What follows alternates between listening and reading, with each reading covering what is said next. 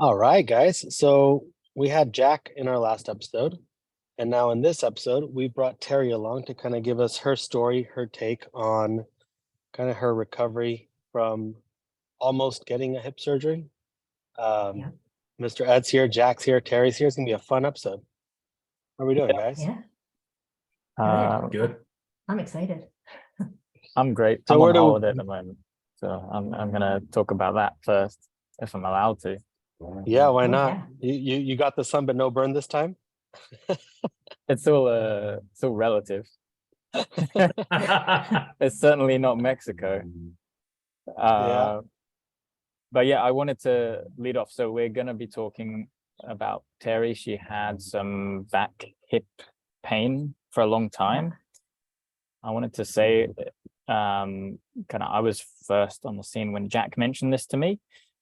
And I will say before we go on to this whole story of a long-term back pain, that obviously I'm conscious as a medical professional that there are some types of back pain that you need to take more seriously. Usually that's the acute type. And there's certain symptoms that we get worried about as doctors. Those are suddenly losing control of muscles or suddenly losing sensation, not being able to control your bowels and your bladder, and having symptoms of infections, fevers, and all of these other things. Back pain in the middle of your back, higher up rather than the lower back, tends to be more worrying. If you have those, obviously go see a doctor, because we're probably going to go down a path that we don't paint the medical profession in a particularly good light here, but sometimes it's important to rule out things that are concerning. I thought I'd start there. Yeah. But That makes sense. That does, yeah. So last episode, I turned the convo to calories. We had people messaging us saying, you didn't really talk enough about Terry's hip. And so we're back doing this and we've got a full timeline. Yeah. So people tuning in, they're going to be people coming from my Twitter whose partners might have issues. Terry's put together a full timeline. We're going to go through the story of what happened. So if people have got pain problems or hip problems, do listen along. There could be something that you identify in yourself. So it's going to be a fun conversation. For sure. I told Terry, because she likes true crime stories, that we should treat it as a true crime story, which, Yeah. I mean, essentially, whenever I work with a client, I am a detective. I'm just trying to find the missing pieces, which I think is what ended up happening in Terry's case. And yeah, seeking, and that's, I think, always one of the first things I ask is, what are the structural issues? Because if there is herniations, bulging discs, slip discs, fused discs, any of these, the nerves do get aggravated. And so there is an extent to my abilities. I wish I could just magically heal everybody. But with the work being put in correctly, I think that there is always, at least we could minimize quite a bit of the discomfort and prolong, if not completely avoid, the surgery or having to go under the knife, because I think that's a very drastic need, but many people choose that as an option when it doesn't necessarily need to be so. But anyways, so Terry, why don't we start with, how did the hip pain and back pain kind of start, and what's your kind of backstory on it? Okay. And please ask questions as I'm going along in my timeline. But it all started in 2014. I had my first set of x-rays done on my left hip because it would make noises while I was doing exercises, like it would make a clicking sound. So when I had those x-rays done, the GP at the time told me that I had mild arthritis, and I didn't ask anything further. I didn't really worry about it at the time because it wasn't hurting me. And I figured I would worry about it down the road, which is where I'm at now.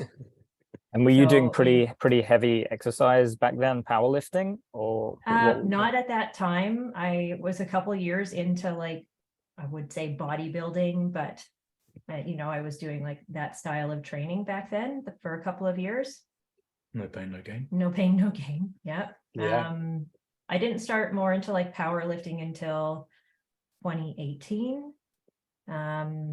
So in August of 2017, that's like when I became pregnant, and my hip pain really started when I was pregnant. Like first trimester, hip pain is expected, but it started really early on.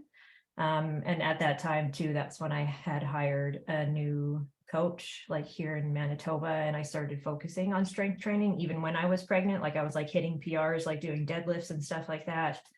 Gotta During love my pregnancy pregnancy. hormones. Yeah, got real strong then.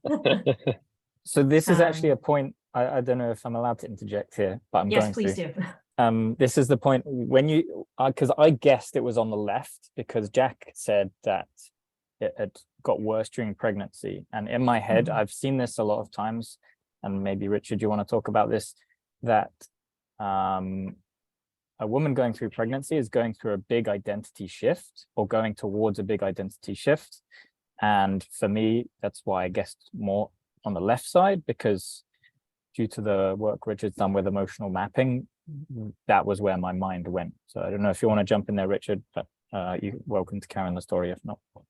Yeah, I mean, I think it's it's funny how these feedback loops kind of start to play along, but it was when you start to lose the sense of self, it's usually the loss of neural output for the left psoas. And the left psoas is just the psoas major as a whole can contribute to so much discomfort if it's not being activated or worked on properly and continuously. And so that's where part of that shift happens. I know there's some other stuff in there that we can go into if Terry wants to go into it, but yeah, there's, it's always a great, I'm not crazy thing when the emotional sort of and the traumas sort of start to relate to one another.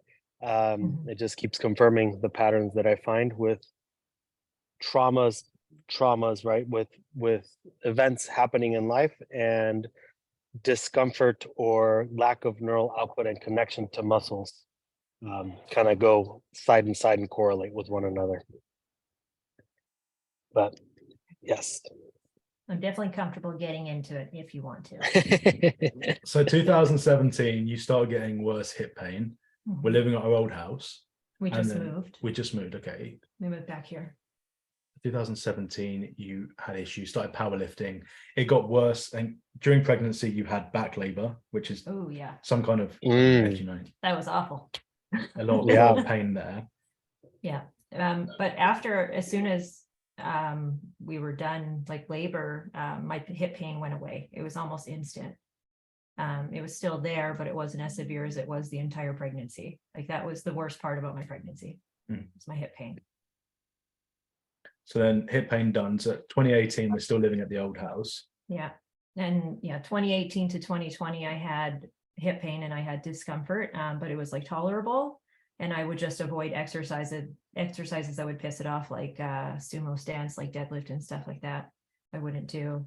To clarify on this, yeah. So people don't understand, when someone's in pain, I think women are better at this than men, where they'll kind of keep quiet about it. They'll be in pain, but they'll suffer, not silently, but they won't moan as much.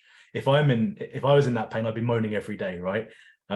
So at that point, it wasn't ruining your life. No. It was just it was a pain. It was inconvenient. You weren't moaning about it, but it was always there, that pain, for 2 years, 2018 to 2020. Yeah, because in 2020, that's when I had another x-ray done on my hip just to check, to see how it was with my GP here in Manitoba. And, she said that it was mild and to continue strength training, and nobody noticed that my hips were, I guess, different. And in November of 2021, my hip was bugging me a lot more and I had to go start seeing a physiotherapist. And I don't know at what point I couldn't put like my sock and my shoe on. So, and then in January, pardon? I don't know. We're listening.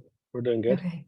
Yeah. So then January and February of 2022, I was working with that physio and she had suggested that I would go see a sports doc and look into cortisone injections in my hip to see if I would get pain relief, because I wasn't getting pain relief with her. And so with the physio, it started off with pain relief though, right? I mean, that's why you kind of kept going to see her, or not really? Not really. Like she also specialized in pelvic floor therapy. So we did, some stretching there, and that gave me a little bit of pain relief. And mind you, like this entire time, like when I was pregnant until a couple months ago, I was going for deep tissue massages because that would, help the pain for a couple of days and then it would come back. Yeah.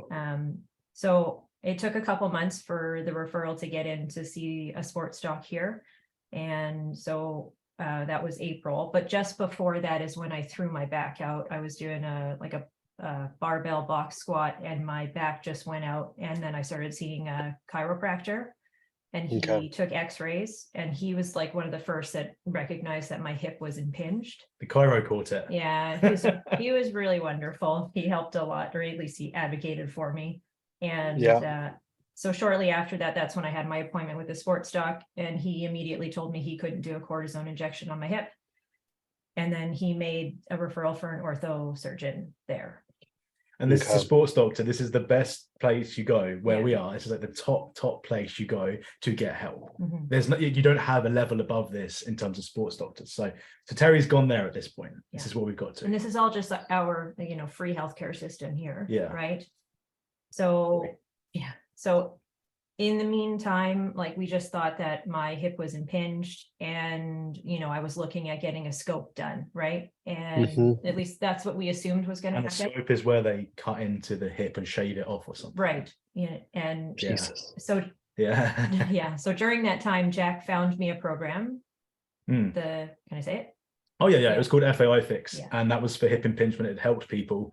Didn't help Terry. You No. said it hurt when It you were hurt doing it. every single time. Yeah. Yeah, I couldn't get my leg in the majority of positions and it was not fun, but I did it anyways for a few months until my appointment with the ortho surgeon in November. I also worked with a different physio at that time too. Well, prior to November, hold on, we're in November 22 at this point on the timeline. Mhm. In the UK, Terry was in pain to the point where it was ruining her trip. It was ruining her experience. She couldn't do things. And this is where it got to the level of, this is actually starting to ruin my life for her, Yeah. right? Because I want to point that out because I saw that, right? And I can remember that vividly, seeing you in that pain. Mhm. That wasn't just, kind Right. of, oh, she's in a little bit of discomfort. Because people don't get this, and you don't get this, how much pain was actually increasing. Yeah, it's weird trying to sell like my pain. Yeah, well, you don't play the victim. You don't play the victim. So I'm trying to. No. People that are listening need to know how that. Yeah, happens it was so they can affecting relate to it. every single part of my life. Yeah, it was. Sleep, walking, sitting. I couldn't run. I couldn't do a lot of things. It hurt. I didn't want to do anything. And on the other side, Um, it's also taking away from the enjoyment of the fact that you like lifting, Yes. which is that it's a sucked. forgotten hobby that you lose. That was a huge part Yeah. of my identity. It was training like that for sure. You couldn't deadlift. I couldn't deadlift, and it was a huge part of therapy for me. I've been, Yeah. in the gym for over 10 years, and it has helped me manage my anger. Yeah. And Yeah, I've right. seen so whenever I hear femoral acetabular impingement, Mhm. I immediately just go, how's the psoas and can they hinge? And so it's words ascribed by the medical system, but again, it's a movement issue, so it's not a medical diagnosis for me. And Rich Mhm. taught me this, and he has a story about a client who I think ended up having the hip shaved on one side. Was that right, Rich? And then they were going to get the other side done, and you taught them how to hinge in 20 minutes, and And then it was they gone. didn't need to have it done. Yeah. Exactly. Mhm. Okay, that's cool. Yeah, and That's that's the craziness, right? It's always for me it's fascinating because it's more so the buildup of pain, the buildup of intensity that happens over time when it's starts becoming chronic and a daily thing. And I mean, I remember that from my own recovery where it would take me 45 minutes to try and get out of bed. Because my hip would lock up so much from after my accident. And so when you have such a hard will to do your hobby, which is powerlifting, and you were lifting heavy weights and very, very strong, improper movement patterns because the position looks correctly, a lack of knowledge or wisdom from professionals that are trying to help you, in the sense that their lack of knowledge comes from being able to see the tension in the right muscles working versus just putting you in the position or giving you a program that says this exercise is going to gear the results of no hip pain, right? Because you can do any exercise 10,000 ways, if not more. And so for being able to put myself in your perspective, Terry, where you're, the pain starts as a click and you're like, that's kind of weird, but you want to keep Mhm. going because your salvation is going to the gym and letting out the anger. And then that, I'm sure that there was a point where there was a little bit of pain or discomfort that was a bit elevated. But then as you start to get used to it, because the body wants to survive, that, pain of 7 or 8 now becomes a 2 or a 3.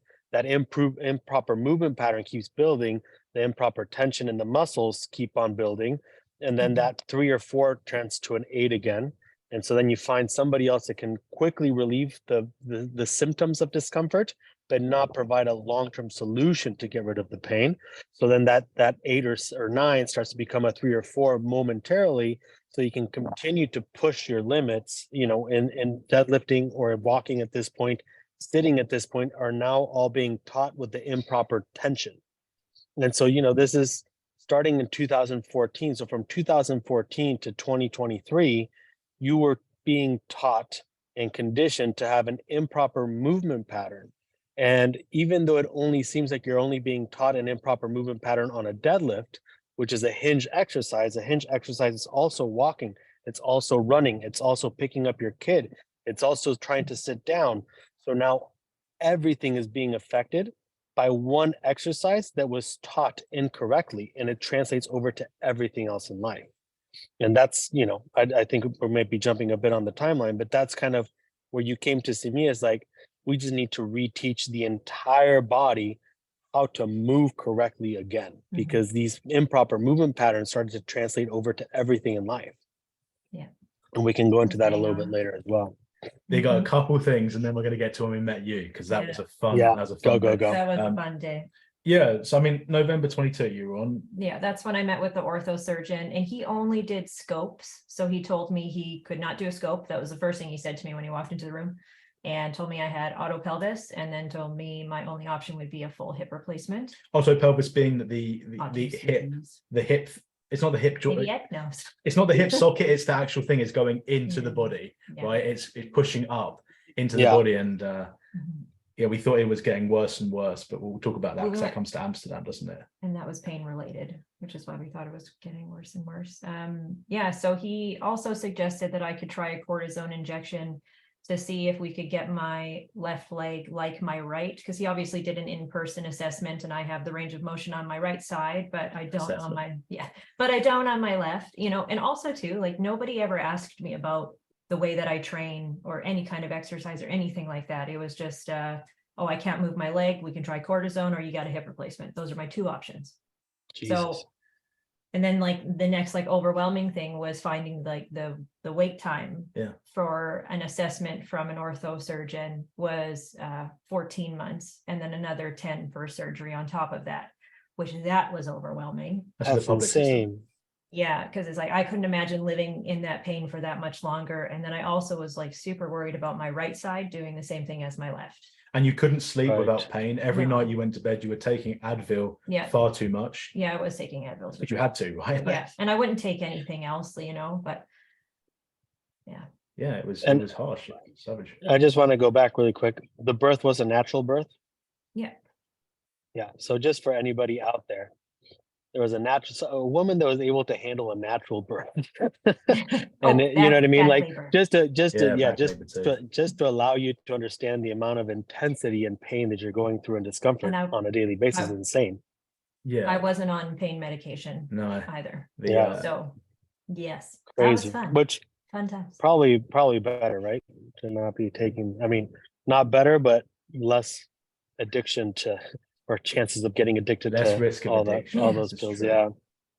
Mhm. All right, So so at November. this point, yeah, so December 22. When was it when you got the injection? Was that December? Okay, no, so that was fast forwarding to January. So, from November to January, it was like a second job trying to research private options for my hip, because there was no way I was going to wait 24 months for hip surgery. Couldn't. I could not. No. And also, like, I'm a stay-at-home mom. My daughter just started going to like a daycare 2 days a week in January. So my life has been a stay-at-home. She's very active. I'm very active. Yeah. And I could not wait for 2 years. So anyways, we found a handful of companies that are private here in Canada. And I spoke with 3 surgeons on the phone. And then like I also spoke with the other surgeon here in Manitoba. And then I had sent my x-rays to a company who only did full hip replacements, and they approved me just based off my x-rays that I would qualify for a hip replacement. And I just want to talk about the x-rays, Richard. I know you don't put a lot of weight on the x-rays, but I'll talk about our thinking at that time. The Yeah, x-ray showed the hip, her hip in 2014, and then an additional x-ray showed her hip looked like it was protruding further. Mhm. It was super Right. inflamed and coming up into her body. So the narrative Yeah. we had was it's getting worse. It's got worse since 2014. Well, my pain got worse. And the pain got worse. So we're matching that narrative side by side. Oh, this image is worse. Her pain is worse. So we've got this narrative Right. in our head and we're doing our research. And then also researching Otto's disease. There's like next to nothing about it on the internet. And the only things that we could find was that people end up having a full hip replacement because scopes don't work. And that's their only Right. option. We'll Yeah. get back to the x-rays because Well, go back to the x-rays because they'll make a good point that it's not about joint position and bone structure. It's about the tension in the muscles and the capacity to sustain the structural parts of the bones and the joints. So keep on going. Yeah. All right. So then in on to- January, we decided on a surgeon. And he asked the most questions. He asked about a cortisone injection and if I did that. And he also asked about my lumbar spine because he saw in my x-ray that my L5 looked a bit wonky and he wanted to make sure that my source of pain wasn't coming from that. So at that time too, I also booked surgery with him for March 13th. And in the meantime, I was preparing for surgery, like all the pre-op stuff. And then I had another x-ray done on my lumbar spine. And then he also wanted me to do a local block injection. So it wouldn't be a full cortisone shot because that would prevent me from having surgery for 3 months. It was just something temporary he wanted me to do to make sure that my pain was coming from my hip. I went to my GP here, told her what he wanted me to get, and she ended up doing a numbing injection into my femoral nerve on my, which isn't the same thing as a local block. which isn't what the surgeon actually Apparently. wanted me to have done apparently, but I did get pain relief. Okay, so the injection was done not done wrong, but the right injection wasn't done. Right. The surgeon wanted it to be injected into a local block, injected into the hip joint. What happened was a numbing agent was done around the hip joint. Yeah. And following that, Yeah. Anyways, yeah. So I did have some pain relief with that, but my pain was still there. Like you measure it, like I couldn't lift my leg or my foot to go up the stairs, right? Like not Yeah. like a normal person. And I still couldn't put my sock or my shoe on or get full range of motion. oh, we're getting to Amsterdam now. Yeah. And then the next So step's Amsterdam. no, I spoke to Ed on early February. I spoke to Ed. We're catching up. We covered this, but I just had a gut feeling to just mention the X-ray, and then Ed saw some stuff, and Ed was just thinking, "What?" And then you two got on the phone and were talking, and it was, I don't know, I got a good vibe. I mean, So- Ed, we so- spoke about this on last episode, right? Like, what Yeah, did I you mean, I'll see? say something about this just from what you've said. So when Richard said Jesus as to the two options offered, which is an injection into the hip and surgery. So our framework as doctors is we have an idea about something, what it could be, and then it's conservative measures, i.e. things that you can do without medication and surgery, medication, surgery. So for some reason, and I probably know the reason, but we always seem to miss and go past the conservative lifestyle interventions. Mhm. And when it's joint related pain, for me as an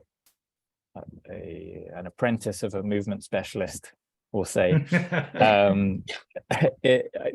like understanding the movement is important. So yeah, if you have a tight psoas, the first thing you're going to hear is acetabular impingement. And then as time goes by, the psoas gets tighter and tighter and tighter. It's going to start getting pulled into the socket, which is what you saw. So the narrative was there. It just was looked at with the wrong perspective, through the wrong facet of the diamond, or however you want to see that. And yeah, as you said, we had a chat, and because of a few things I put together and the fact, I don't know, I was probably just in a good mood from talking to you, Jack, and I thought, well, we'll get Richard on as soon as we can. And Richard and I are fairly slapdash with our, like, let's just do something immediately. And he was on the call, and then that's where things got fun. Yeah. Oh yeah. I said confident, not cocky, is what I said. Is how I described Richard. It was the right vibe. We jumped on the phone with your mum, and then we just flew to Amsterdam. I think within a week. Mhm. Yeah. Yeah, it was a funny call. I mean, we'll recap it just in case people haven't heard the other call, but the other podcast. But it was I mean, the first question is I'm confident because I'm never going to overstep my boundaries. Meaning, if I don't know something, I'll tell you, hey, I have no clue. We could go try something out. But this one, I just didn't see the reasoning why hip replacement was the answer. There was nothing structurally fucked up on the bone, like whether the femur head or the hip socket, and even the lumbars, like everything was safe and sound. So it just baffles my mind that the only two options would be those two. And I guess you could have a third option, but you were already way past the pain scale to have that third option, which is stop doing what you're doing. Stop lifting, stop playing with your kids, be sedentary, don't do nothing, and Oh, but you'll be That okay. hurt as That well, hurt. though. Yeah. If I I couldn't even didn't, sit down. if I didn't exercise for 3 or 4 pains, my leg was so mad. Oh yeah, that's true. Yeah. So that was the reason why, and you know, for me, it's like we can do these interventions online, but it takes so much work, especially, you know, for me, my head frame kind of went, my headspace went to, you've been conditioned to move so well. And just understanding a tiny bit of that history, I was like, anything I tell you to do, you're gonna do it A to Z, but you're not gonna understand how you're getting from A to Z. Hmm. Which Mhm. means if I would have said, do the Swami session for an hour, you would have just laid there and your back would have still hurt. So it needed to be, that's when when I was for sure that I was like, you need to be here because we need to make sure that you're not just going through the checklist, because it's not the exercise that's going to be fixing you, that's going to be helping you, right? That's going to be getting rid of the pain. It's how you're doing the exercise that's going to be so crucial. And so that's when I told Jack, I was like, hey, if you guys can come here for 3 days, I'll definitely be able to do something about it in a very confident kind of way. And you messaged me like, hey, we're flying in on Wednesday. I was like, oh, cool. people are usually like, oh yeah, that's great. And then I never kind of hear from them again. So I was like, Mhm. awesome. They're coming in for 3 days. I'm excited. Oh, yeah. That's how big of an issue it was. I mean, Yeah. for people listening, there's spending money where it makes sense. Like your health is the most important We were thing going private for in your me. life. Yeah, your health is the most important thing. Yeah. And people won't spend that on their health because they don't think, like, they have this weird delusion, even listening to this episode, because they haven't been through this, they're thinking, oh, is that for me and everything Mhm. else. It's fine to be skeptical, but you've got to invest in your health and take chances. And I said, worst case, we fly to Amsterdam and it doesn't help. Mhm. But And you we get to landed in see Amsterdam. you get to go see a stand-up comic, which we Oh all yeah, love. that's true. Oh, yeah. Yeah, that ended up happening. That was fun. But we come and see you. Bearing in mind, Terry can't lay down without pain, can't walk without pain, can't do anything without pain. Yeah. We come and see you. I'm watching you, right? I've never met you. We talked, but I'm watching what you're doing. I'm like, is this some like weird like mental thing that he's doing or like hypnosis? I'm watching. I'm like genuinely curious. And like the attention you pay to specific things was fascinating. Mhm. You start off with this some kind of oblique opener, Yes.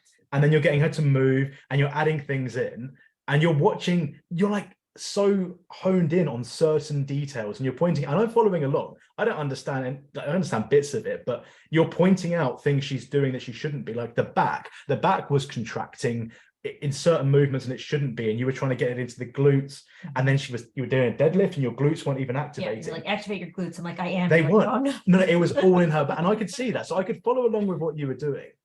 But what was fascinating of people listening, Terry came with pain, couldn't run, couldn't do anything. She was running on her tiptoes, racing Richard. This was absolutely hilarious. Racing him, running on her tiptoes, holding a 45-pound medicine ball. And this is someone who couldn't sleep without pain. Mhm. That is what blew my mind. And that's what has started my curiosity into everything that's going on. And if I would run like world. that, it would put me out in it for like 3 or 4 days. I would be in so much pain. Yeah, And I wanted that messed with my mind big time. Yeah. So the assessment, Richard, what happened? What were the issues? Yeah, so I mean, there was a big lack of glute max, and psoas major, and for me it was, you know, I go over this so much, but we needed to create safety inside of the body first. And the more that we can create the safety in the body, the more it can communicate to the brain to not freak out as much. You know, and we've talked with this with Ed, and it's like, people coming to see me that are, in Terry's situation are always very skeptical, but they're willing to go out on the limb, right? Because there's no other options. And so they Wow. come and see me and they are very, very skeptical. And more importantly, their identity and their mantra is it's going to help, but I'm still going to be in pain. No matter how hopeful you want to be, it seems to be like the okay, well, I'm going to do what you're going to tell me, but I know I'm still going to be hurting and it's going to be painful, but let's go try it anyways. And that was basically like, that was the funniest part, was after like 5 minutes of the Swami and oblique opener, where I was like, how does it feel? You're like, well, son of a bitch. I think is what you Yeah. said, because they're like, how is that possible? Like, it's not the exercise, and it's how you're doing the exercise. And so that's been, something that I try and coach to the coaches and tell everybody. It's like, I'm honing in on very specific things, and I know when you're doing it and when you're not. And so something so simple as laying on the floor, breathing and truly contracting the right muscles send these signals of safety to the brain, going like, hey, we got this. Like, we don't need to be screaming anymore. And so inflammation immediately starts to go down. And so that's why after 5-10 minutes, I was like, how's it feel? It's like, well, son of a bitch, I feel good. And we just keep pushing. And so basically all I'm doing is, through the muscles, I'm essentially creating a form of communication between the body and the brain. And we're slowly stressing it. So the brain goes, whoa, whoa, whoa, whoa, whoa, we're going to get fucked up. And the body goes, no, I got this. We're good. And so that's all we're doing, is we're just slowly giving these little hints of neural connection to the right muscles, creating the right amount of tension in the right muscles so that the body can move how it's supposed to move. So we're just re-educating the entire body to how it should have been moving from the beginning. That body-brain connection is real. I wouldn't have believed it if I hadn't have seen Terry, but also experienced it myself. We talked about this in Right. the last episode with the whole bicep thing and the being a mental limitation. I wouldn't have believed any of this stuff, but having seen it and experienced it, it's kind of shit me up a little bit, if I'm honest. It's kind of undermined everything I believe about the body. It's like a whole new lens to looking at things. Right. I'd also like to note that we're like 4 months in working together and I'm not in pain. Yeah. Yeah. Gotta And be lifting putting the that heavy out there. sandbag. And I'm lifting the heavy lifting heavy. sandbag. Yeah. Exactly. And you're No, but improving. the- It's gradual, right? Gradual improvements. Yeah, like there's like Yeah. obviously like there will still be some like discomfort, but it goes away. It doesn't last. It doesn't get worse. I can sit and stand and run and go upstairs and exercise and move like normal. It's improving. So bringing her knee up, for Oh, yeah. example, you took a video I took a video when we got back of how far I could bring my knee up, and we to her chest, I think. yeah, and we checked it the other day and I can bring it up way higher. Yep, it's improving. It's Richard, you improving. gave a period, I don't know if you said 18 months or 12 months. You said something like that. It was a significant amount of time. And we're only Yeah. a few months into But it. if you think about it, I've been training wrong for like a decade. Yeah. And so I'm on your timeline. I'm good. Yeah. I'm Yeah, good to so- relearn everything. I gave 18 months because there will be some fallbacks. Yeah. And I gave 18 months in the sense that I know how much she loves powerlifting. So my goal is, with 18 months, we're going to have her powerlifting and going back to her old deadlift PRs and back squat PRs without Oh, pain. damn. So that's my That'd be goal. cool. At least in my head, like that, like, and that's what I told you, I think on the call and or the first day here, I was like, whenever I start working with a client, I really start to understand what it is they want, long vision, and I start to create that timeline in my head. Mhm. And as there's always going to be things that might bring you down a bit. So we got sick or this or that, but for the most part, pain and discomfort and all of this will be minimized. There will be soreness with intensity and such, but it won't be the debilitating pain. So the body right now is still fighting when there's that amount of intensity, mainly because it's just trying to go like, whoa, we're starting to push really hard. Are we sure we can do this? And Oh, then yeah. it proves that it can still move correctly. So therefore it gives a little bit more. And so to get that full mobility of the hip and to allow, for me, one of the biggest things was watching her stand, and she would put zero weight on that left leg. And even walking, there was that hobble because there was so much fear to put the foot down. And 3 days in, and we were watching her walk, and she was walking so much better. So Yes. those are the bigger things that I'm looking for. As far as like short-term, medium-term goals, like the short-term goal is out of pain immediately, but also Yeah. providing long-term solutions to that pain. Because it's easy to get somebody out of pain, but if there's no follow-through plan to add more stress, as soon as you start, I mean, what are you going to do when your girl starts getting a little bit older? Right? The stress is going to come back when you have to chase her, when you have to pick her up, she's going to get heavier. You know what I mean? So we need to make sure that when we're getting people out of pain and discomfort, we're continuously adding proper stress so that you can handle the real world. And that's all we're doing. So that's why I gave 18 months, is I think in 18 months, we'll be back to doing, if she's still into wanting to do powerlifting or strongman or any sort of sport, she can do it and be at those heavy weights, because she was lifting very heavy, impressive weights. Yeah. That's nuts. Yeah. And that's where we are. I mean, and that's it. You're working away with Terry and improving things. We're going to see you in person, hopefully in August or September or something, and going to keep that going. And we'll make it happen. How do you got to clone you? You got to clone you 1,000,000 times, and then Ed's learning. Yeah, but it's like Ed's learning, but you got to be open-minded in the first place. Because Richard, when I met you, the emotional mapping stuff, I was, I'm like skeptical about everything. Analyzing things, but I've now seen enough stuff happen firsthand that it's very uncomfortable, because you realize that it's true. The brain connecting with the body is a thing. There is a connection there, and we kind of suppress it because we're all busy working. We're not thinking about that. We're not in a tech world and not tuned into our bodies. We're putting in food that doesn't help us. I can attest to that. And we're just so detached from that. And then someone comes in and has this sort of connected way, and they suggest it to you, like, no, it can't be that, but it is that. And then you experience it, and you can't argue with it. Like, seeing it firsthand is the ultimate proof. That bicep thing still blows my mind, by the way. The whole going past the limit. I'll never forget that in my life. I've told a few people that story. The brain's involved. But no, Terry can sleep without pain. I mean, this is nuts. So people listening, I don't know, like Rich, I feel like you need to be touring, because people want to come see you. It's like the Richard and Ed tour, like, there's some things there that can be done. Well, we have to get it once we get the branding and the name a little bit bigger. I'm sure there'll be tours. But you did give me an idea, because I can't be everywhere, but I started to I put a lot of thought, and I started to build a program that'll have like basically the safety, confidence, and then going back to everyday tasks. And so that's going to be hopefully rolling out soon. Awesome. Because I feel like there are people that are not, at a time where they can leave and just, go somewhere for 3 days and do everything. So for me, the biggest thing is I just want to make sure that I can impact as many people as much as possible, and kind of try and make their lives better. So we'll figure something out. Absolutely. All right. Well, that's the story. Beautiful. I mean, yeah. What we'll do is I think that we should post this up, and then we'll see if people start posting questions, and we could do like a follow-up one, or maybe we can make it like a live and do something exciting like that. Cool. But it was great seeing you guys. Love it. And we'll keep on chatting. Thank you guys so much for listening. Make sure to follow all of us. I'll have the links in the description.